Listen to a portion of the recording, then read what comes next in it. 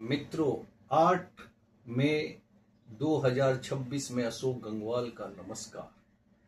ये जानकर आपको बड़ा चिंता होगा कि आने वाले समय में सीनियर सिटीजन की जिस तरह तादाद बढ़ रही है हमारे देश में, यह एक इनका मेंटेनेंस कैसे होगा और किस तरीके की सुविधाएं दी जाए सीनियर सिटीजन को, यह एक प्रश्नवाचक चिन्ह बनते जा रहा है।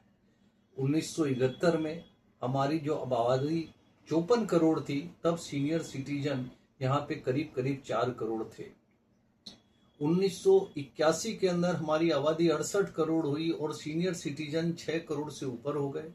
1991 में हमारी जो आबादी है वो 84 करोड़ थी और सीनियर सिटीजन की जो संख्या थी 8 करोड़ से ऊपर होती चली गई। और 2001 में हमारी आबादी 1 करोड़ 2 लाख थी और सीनियर सिटीजन जो करीब करीब 10 करोड़ के आसपास हो गए थे। और 2011 में 146 करोड़ की आबादी में हमारे यहाँ सीनियर सिटीजन की जनसंख्या 15 करोड़ से ऊपर है। ऐसा प्रतीत होता है कि हाल की जनसंख्या को देखते हुए 150-40 करोड़ की जो जनसंख्या है उसमें करीब करीब 14% 15% सीनियर सिटीजन होने जा रहे हैं जिनकी आयु 60 साल से ऊपर है।